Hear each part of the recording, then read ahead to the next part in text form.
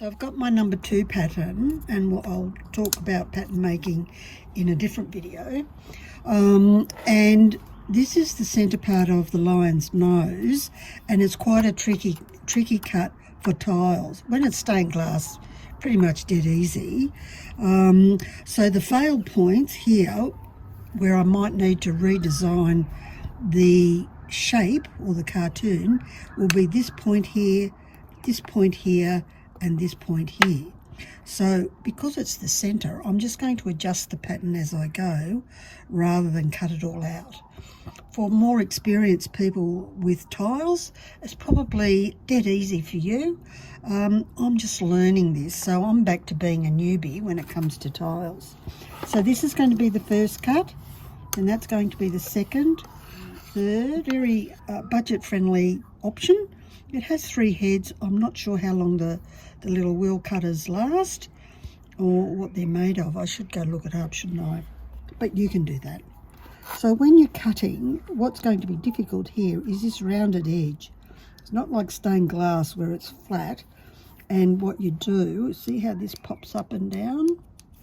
So you get it into a position, and I'm cutting the black line off. Oh, I've got to take my pattern off. What a dill pickle. There. So now we know what that is. That's number 2 in there on my pattern.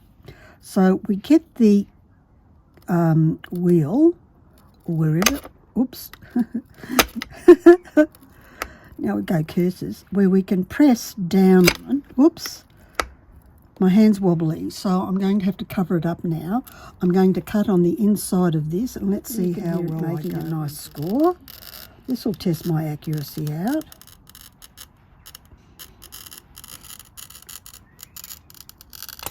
Let's see if I can just flake it off with the running pliers. Because this is thin, running pliers might work for you if you're really muscly and strong. Like my friend who used to look after horses. She's very strong. You need running pliers which have a, well, on this side is a frowny face or a happy face, and it has this screw, and I bet many of you don't know what that actually does. It's not a stopper, it's a measurer. So to measure it properly, and you do this with your stained glass, is pop whatever it is you want to break in, hold it, and now you'll see here the screw's got a space. So I've already adjusted it for tiles. So you turn it down so that the screw touches the bottom here. This is how they taught me way back in decades ago. And then you back it off. So if I was doing stained glass, I would only back it off half a turn, because it's 3mm. This is twice that.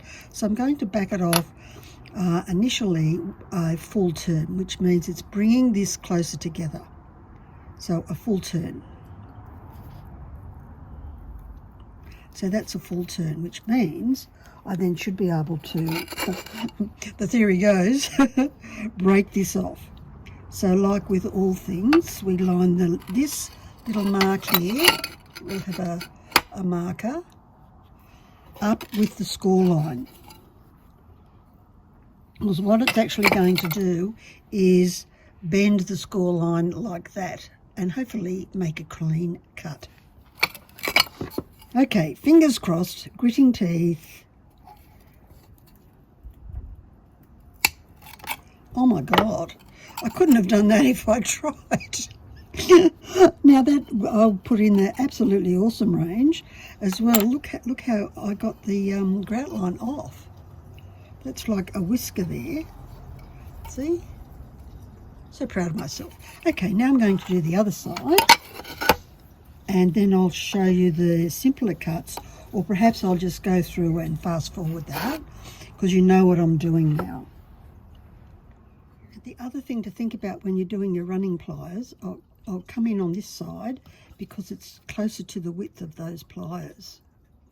Coming in on this side is just asking for trouble and for that point to go away. So think about where all your support mechanisms actually are. Oh, look, I got a great point. I'm really charged now. Let's do number 3. So I actually want to thin this out. I'm going to take half of that away, which is okay. I've got stacks of smaller things that need to be cut. The nose, I'm not confident with the tiles. Whoops. Gonna have to redraft that part of the pattern. Completely went off the rails here. Now, will it go jump there, or will it go around the corner?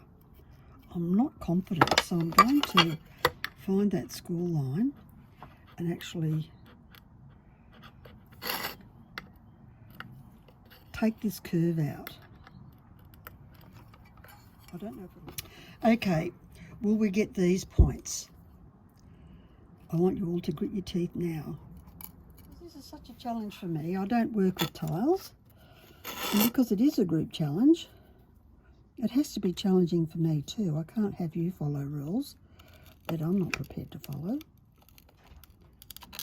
So off comes the next bit. Thanks, doll.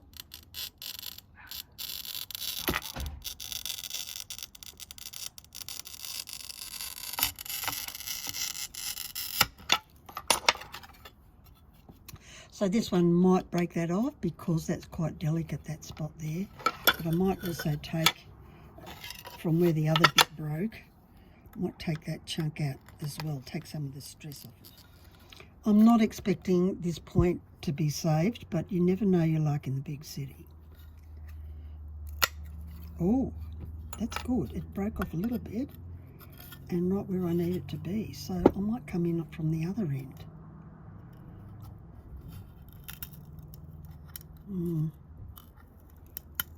Oh, this is so soft. I could probably do it with a knife and fork.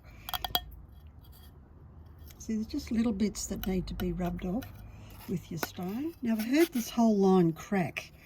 I did a little click here and a little click here, and my clever friend with all the muscles, she can use these and just pull them off. So I'm going to try that. But I'm going to go in the middle. So it's out and down. No, it's not happening for me. It's just a giggle fest. No, so I'll have to go back and give it another crack with these. So with huge amount of patience, a little bit of prayer, look at that. Pretty amazing. So there'll be a slight adjustment to the pattern up here, and this bit I should be able to just pull off with the grosing pliers. Oh, little bit okay, big bit didn't work at all. Onward. So there we have it. I can't find this little crumb and I can't find that crumb, but you can see cut 1, cut 2, and then I made the bigger chunks smaller, sort of crept up on the curve, if you like. And you can see how that's sort of broken off, but also how if you're patient, even though I have no skills where this is concerned, it's not going to work. So now I have my perfect number 2.